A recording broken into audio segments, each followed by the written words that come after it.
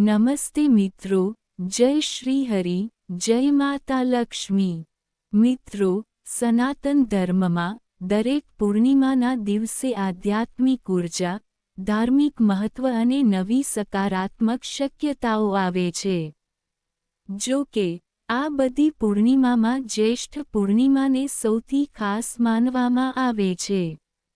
29 જૂન 2026ના રોજ સોમવારના રોજ આવતી આ પવિત્ર પૂર્ણિમાને ભક્તિ, દાન, તપસ્યા અને ભગવાનની કૃપા પ્રાપ્ત કરવાનો એક દૈવી અવસર માનવામાં આવે છે। એવું માનવામાં આવે છે કે આ દિવસે ચંદ્ર તેના 16મા તબક્કામાં પૂર્ણ થાય છે, અને તેની સકારાત્મક ઊર્જા પૃથ્વી પર વિશેષ અસર કરે છે।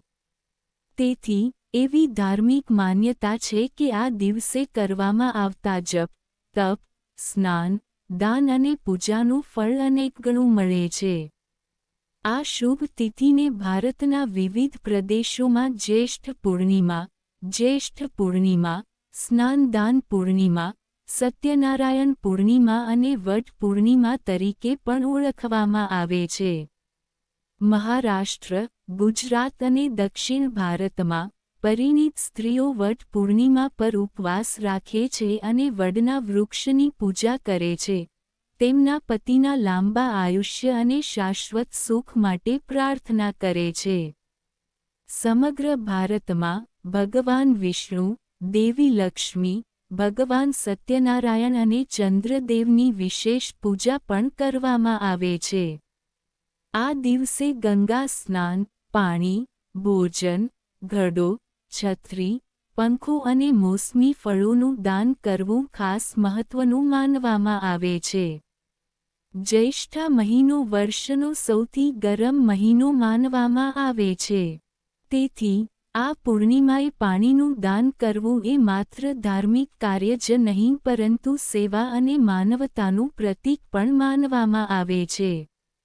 ઘણા ભક્તો આ દિવસે ભગવાન સત્યનારાયણની કથાનું આયોજન કરે છે અને તેમના પરિવારો માટે સુખ, સમૃદ્ધિ અને માનસિક શાંતિ માટે પ્રાર્થના કરે છે।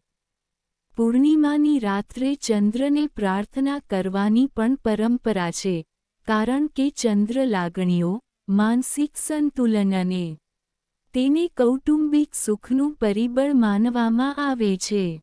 જ્યોતિષીય દ્રષ્ટિકોણથી, 29 જૂન 2026ના રોજ જ્યેષ્ઠ પૂર્ણિમા અત્યંત મહત્વપૂર્ણ માનવામાં આવે છે। ગ્રહોની ગતિવિધિઓ ઘણી રાશિઓ માટે નવી તકો અને પડકારોનો સંકેત આપી શકે છે। જો કે, વ્યક્તિના જીવન પર વાસ્તવિક અસર તેમના જન્મકુંડળી, ગ્રહોની સ્થિતિ, ગોચર અને વ્યક્તિગત ગોચર પર આધારિત છે। તેથી, આ વિડિયોમાં ચર્ચા કરાયેલ માહિતી સામાન્ય જ્યોતિષીય શક્યતાઓ તરીકે રજૂ કરવામાં આવી છે। હવે, ચાલો મેષ રાશિ વિશે વાત કરીએ। મેષ રાશિનો શાસક ગ્રહ મંગળ છે। મંગળ હિંમત, ઊર્જા, તેને નેતૃત્વ, આત્મવિશ્વાસ, જમીન, બહાદુરી અને નિર્ણય લેવાની ક્ષમતામાં પરિબળ માનવામાં આવે છે।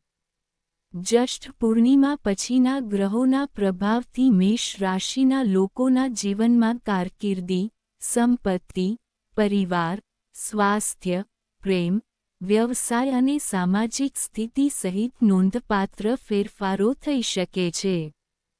કેટલાક લોકો માટે, આ સમયગાળો નવી શરૂઆત અને નોંધપાત્ર સફળતા લાવી શકે છે। અન્ય લોકોએ તેમની ઉતાવળ અને ગુસ્સાને નિયંત્રિત કરવાની જરૂર પડશે। જો કે, આજની 7મી આગાહી સૌથી મહત્વપૂર્ણ છે। જો તમે તેને કાળજીપૂર્વક સમજો છો, તો તમે નજીકના ભવિષ્યમાં સફળતા પ્રાપ્ત કરી શકશો। તમે આવનારા સમયની મોટી તકોને ઓળખી શકશો અને ભવિષ્યમાં નુકસાન પહોંચાડી શકે તેવી ભૂલોને પણ ટાળી શકશો। જો તમારી રાશિ મેષ છે, તો કોમેન્ટમાં જય શ્રી હરિ અને જય મંગલ દેવ ચોક્કસ લખો। વિડિયોને લાઇક કરો, તમારા પરિવાર અને મિત્રો સાથે શેર કરો। અને જો તમે હજુ સુધી અમારી ચેનલને સબસ્ક્રાઇબ કરી નથી, તો હમણાં જ સબસ્ક્રાઇબ કરો અને બેલ આઇકોન દબાવો જેથી તમે ગ્રહોના ગોચર, જન્માક્ષર, વ્રત, તહેવારો અને સનાતન ધર્મ સંબંધિત દરેક નવી અને વિગતવાર માહિતી મેળવનારા પહેલા બનો. તો ચાલો હવે 29 જૂન 2026 વિશે વિગતવાર જાણીએ. જ્યેષ્ઠ પૂર્ણિમા પછી મેષ રાશિના લોકોના જીવનમાં 7 સૌથી મોટી અને આશ્ચર્યજનક જ્યોતિષીય શક્યતાઓ. ચોંકાવનારી ઘટના નંબર 1. મેષ રાશિના જાતકો જ્યેષ્ઠ પૂર્ણિમા પછી કારકિર્દીમાં નોંધપાત્ર ફેરફારો અનુભવી શકે છે. મંગળની ઊર્જા તમને નવા કાર્યો કરવા માટે હિંમત અને આત્મવિશ્વાસ આપશે. જો છેલ્લા કેટલાક મહિનાઓથી તમારી મહેનત ઇચ્છિત પરિણામો આપી શકી નથી, તો સંજોગો ધીમે ધીમે તમારા પક્ષમાં આવી શકે છે. નોકરી કરતા લોકોને નવી જવાબદારીઓ, બઢતી અથવા ઉપરી અધિકારીઓ તરફથી પ્રગતિનો અનુભવ થઈ શકે છે. તમારા ઉપરી અધિકારીઓનો વિશ્વાસ મેળવવાની શક્યતા છે. વ્યવસાયિકોને નવા ગ્રાહકો, નવા કરારો અને વ્યવસાય વિસ્તરણની તકો મળી શકે છે. જો તમે કોઈ નવો પ્રોજેક્ટ શરૂ કરવા માંગતા હો, તો સંપૂર્ણ યોજના સાથે આગળ વધવું ફાયદાકારક રહેશે. પરંતુ આ સમયે એક વાતનું ખાસ ધ્યાન રાખો. મેષ રાશિના લોકો સ્વાભાવિક રીતે જ ઝડપી નિર્ણય લેનારા હોય છે. તેથી, સંપૂર્ણ માહિતી વિના કોઈપણ મોટો નિર્ણય લેવામાં ઉતાવળ કરવાથી નુકસાન થઈ શકે છે. કામ પર સાથીદારો સાથે બિનજરૂરી દલીલો ટાળો. જો તમે ધીરજ રાખો છો અને જો તમે શિસ્ત જાળવી રાખશો, તો આ સમય તમારા કારકિર્દીમાં નવી ઓળખ અને સન્માન લાવનાર સાબિત થઈ શકે છે. ચોંકાવનારી ઘટના નંબર 2. જ્યેષ્ઠ પૂર્ણિમા પછી, મેષ રાશિના લોકોની નાણાકીય સ્થિતિમાં સુધારો થવાના સંકેતો છે. જો તમારા કોઈ પૈસા લાંબા સમયથી અટવાયેલા હતા, તમને કોઈ રોકાણમાંથી નફો મળી રહ્યો ન હતો અથવા વ્યવસાયમાં સતત અવરોધો આવી રહ્યા હતા, તો હવે તમે સકારાત્મક ફેરફારો જોઈ શકો છો. કેટલાક લોકોને પૈતૃક મિલકત, જમીન, વાહન અથવા કોઈપણ જૂના રોકાણમાંથી નફો મળી શકે છે. ઉદ્યોગપતિઓ માટે નફાકારક સોદા થવાની સંભાવના છે. એક શક્યતા છે. નોકરી કરતા લોકોને પગાર વધારો અથવા વધારાની આવકની તક મળી શકે છે, પરંતુ આ સમય દરમિયાન કેટલાક મોટા ખર્ચ પણ અણધાર્યા રીતે ઊભા થઈ શકે છે. ઘર, વાહન, સ્વાસ્થ્ય અથવા અન્ય કૌટુંબિક જરૂરિયાતો પર પૈસા ખર્ચ થઈ શકે છે.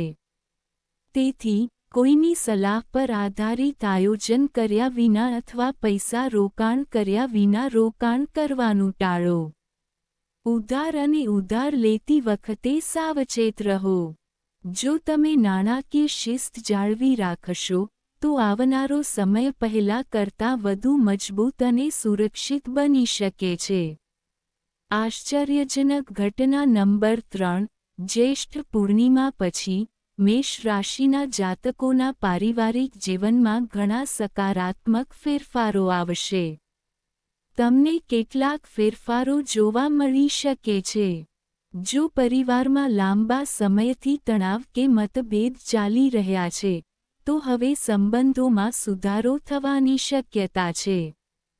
પરિવારના વડીલોનો ટેકો અને આશીર્વાદ તમારા માટે ખાસ ફાયદાકારક રહેશે.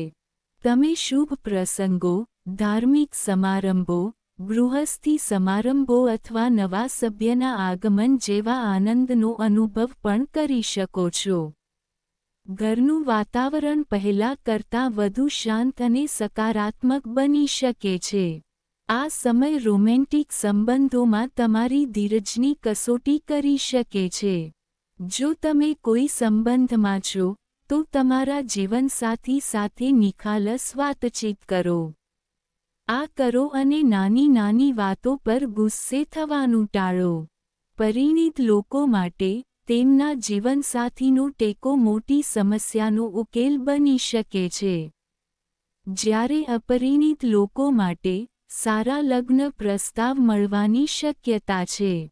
આ સમયે સંબંધોમાં વિશ્વાસ અને આદર જાળવવો સૌથી મહત્વપૂર્ણ રહેશે. ચોથી ઘટના જ્યેષ્ઠ પૂર્ણિમા પછી મેષ રાશિના લોકોએ તેમના સ્વાસ્થ્ય પર ખાસ ધ્યાન આપવાની જરૂર પડશે. મંગળ ઊર્જાનો કારક છે, તેથી તમે પૂરા ઉત્સાહથી કામ કરશો. પરંતુ વધુ પડતું કામ થાક, માથાનો દુખાવો તરફ દોરી શકે છે. દુખાવો, બ્લડ પ્રેશર, સ્નાયુઓમાં દુખાવો અથવા ઈજાઓ જેવી સમસ્યાઓ પણ ઊભી થઈ શકે છે. જો તમને પહેલાથી જ કોઈ લાંબી બીમારી હોય, તો તાત્કાલિક ડૉક્ટરનો સંપર્ક કરવો સલાહભર્યું છે. નિયમિત કસરત, સંતુલિત આહાર અને પૂરતી ઊંઘ જરૂરી રહેશે. માનસિક રીતે, આ સમય તમને ધીરજ રાખવાની પણ સલાહ આપે છે. ક્યારેક, તમે નાની નાની બાબતો પર ગુસ્સે થઈ શકો છો, જે તમારા સંબંધો અને નિર્ણયો બંનેને અસર કરી શકે છે. યોગ, ધ્યાન અને પ્રાણાયામ તમારા મનને શાંત રાખવામાં મદદ કરશે. જો તમે તમારી ઊર્જાને યોગ્ય દિશામાં વાળશો, તો આ સમય શારીરિક સુખાકારી માટે ફાયદાકારક રહેશે. તે તમારા માટે શારીરિક અને માનસિક બંને રીતે ફાયદાકારક સાબિત થઈ શકે છે. પાંચમી આઘાતજનક ઘટના જ્યેષ્ઠ પૂર્ણિમા પછી, આ સમય મેષ રાશિના જાતકો માટે વિરોધીઓ પર વિજય અને સમાજમાં માન સન્માન વધારવાનો સમય સાબિત થઈ શકે છે. જો કોઈ લાંબા સમયથી તમારા કામમાં અવરોધ ઊભો કરી રહ્યું છે અથવા તમારી છબીને કલંકિત કરવાનો પ્રયાસ કરી રહ્યું છે, તો હવે સંજોગો તમારા પક્ષમાં આવતા દેખાઈ શકે છે. તમારી મહેનત, નેતૃત્વ ક્ષમતા અને હિંમત લોકોને પ્રભાવિત કરશે. કેટલાકને નવી જવાબદારીઓ, નેતૃત્વની તકો અથવા સમાજમાં વિશેષ ઓળખ મળી શકે છે. એવું બની શકે છે, જો તમે કોઈ સરકારી કામ, કાનૂની બાબતો અથવા દસ્તાવેજ સંબંધિત મુદ્દાઓનો સામનો કરી રહ્યા છો, તો તેમાં ધીમે ધીમે સકારાત્મક પ્રગતિ જોવા મળી શકે છે. જો કે, કોઈ પણ વિવાદમાં, ગુસ્સાને બદલે, ધીરજ અને સમજણનો ઉપયોગ કરો. તમારી સૌથી મોટી તાકાત તમારી હિંમત હશે. પરંતુ સફળતા ત્યારે જ મળશે જ્યારે તેની સાથે સમજદારી હશે. ચોંકાવનારી ઘટના નંબર 6, જ્યેષ્ઠ પૂર્ણિમા પછી, ઘણા મેષ રાશિના જાતકો માટે નવી તકો ખુલી શકે છે. જો તમે નોકરી બદલવાની, નવો વ્યવસાય શરૂ કરવાની, વિદેશ પ્રવાસ કરવાની અથવા કોઈ મોટા પ્રોજેક્ટ પર કામ કરવાની યોજના બનાવી રહ્યા છો, તો હમણાં જ આવું કરવાનું વિચારો. સકારાત્મક સંકેતો મળવાની શક્યતા છે. વિદ્યાર્થીઓને સ્પર્ધાત્મક પરીક્ષાઓ, ઉચ્ચ શિક્ષણ અને કારકિર્દી સંબંધિત બાબતોમાં સારા સમાચાર મળવાની શક્યતા છે. તમને તમારા પરિવાર સાથે ધાર્મિક યાત્રા અથવા શુભ યાત્રા પર જવાની તક પણ મળી શકે છે. જો કે, ઉતાવળમાં કોઈ મોટા નિર્ણયો લેવાનું ટાળો. બધા દસ્તાવેજો અને નાણાકીય બાબતોની સંપૂર્ણ તપાસ કર્યા પછી જ આગળ વધો. તમારી મુસાફરી દરમિયાન તમારા મહત્વપૂર્ણ સામાન અને દસ્તાવેજોનું ખાસ ધ્યાન રાખો. જો તમે આયોજન અને શિસ્ત સાથે આગળ વધશો, તો આ સમય તમને નવી સફળતા અને માન્યતા આપી શકે છે. આવું બની શકે છે. સાતમો ચોંકાવનારો પ્રસંગ. હવે વાત કરીએ તે ભવિષ્યવાણી વિશે જેની તમે આખા વિડીયોમાં રાહ જોઈ રહ્યા છો. જ્યેષ્ઠ પૂર્ણિમા પછી, ઘણા મેષ રાશિના જાતકોને એવી તકો મળી શકે છે જે તેમના ભવિષ્યનો માર્ગ બદલી શકે છે. લાંબા સમયથી અટકેલા કાર્યો પૂર્ણ થવાનું શરૂ થઈ શકે છે. કેટલાકને નવી નોકરી, નવો વ્યવસાય, નવી જવાબદારી અથવા નાણાકીય પ્રગતિ માટે નોંધપાત્ર તક મળી શકે છે. આ દરમિયાન, અન્ય લોકોની આધ્યાત્મિક રુચિઓ વધશે અને તેઓ ધાર્મિક પ્રથાઓ, ધ્યાન અને સેવા તરફ વધુ આકર્ષિત થઈ શકે છે. આ સમય તમારા આત્મવિશ્વાસ અને સામાજિક સ્થિતિ બંનેમાં વધારો કરશે. તે તમારી શક્તિને મજબૂત બનાવી શકે છે. પરંતુ હંમેશા યાદ રાખો કે જ્યોતિષ સંભવિત વલણોનું માર્ગદર્શન આપે છે અને કોઈપણ ઘટનાની ગેરંટી આપતું નથી. તમારી સફળતા તમારા કાર્યો, સખત મહેનત, ધીરજ અને યોગ્ય નિર્ણયો પર પણ આધાર રાખે છે. જો તમે આ સમયે તમારી સમક્ષ રજૂ થયેલી તકોને ઓળખો છો અને શિસ્ત અને સકારાત્મક વિચારસરણી સાથે આગળ વધો છો, તો તમે આગામી મહિનાઓમાં જીવનના ઘણા ક્ષેત્રોમાં નોંધપાત્ર સફળતા પ્રાપ્ત કરી શકો છો. આ જ્યેષ્ઠ પૂર્ણિમા પછી મેષ રાશિ માટે આ સૌથી મોટો સંદેશ છે. ઉપાય: જ્યેષ્ઠ પૂર્ણિમા પર સવારે સ્નાન કર્યા પછી, ભગવાન વિષ્ણુ, દેવી લક્ષ્મી અને મંગળની પ્રાર્થના કરો. દેવતાનું સ્મરણ કરો. રાત્રે ચંદ્રને થોડું કાચા દૂધ અને સફેદ ચોખા સાથે મિશ્રિત પાણી અર્પણ કરો.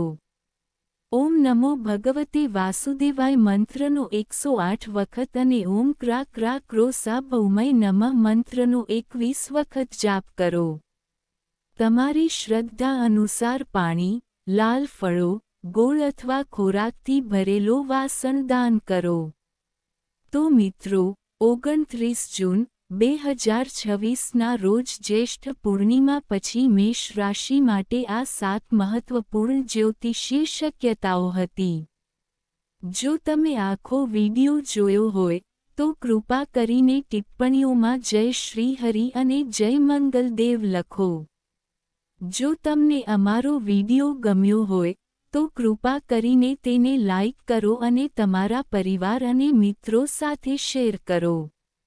અને જો તમે અમારી ચેનલને પહેલાથી સબસ્ક્રાઇબ ન કરી હોય, તો હમણાં જ સબસ્ક્રાઇબ કરો અને બેલ આઇકોન દબાવો જેથી તમને ગ્રહોના ગોચર, જન્માક્ષર, ઉપવાસ, તહેવારો અને સનાતન ધર્મ વિશેની બધી નવીનતમ માહિતી સૌથી પહેલા મળશે.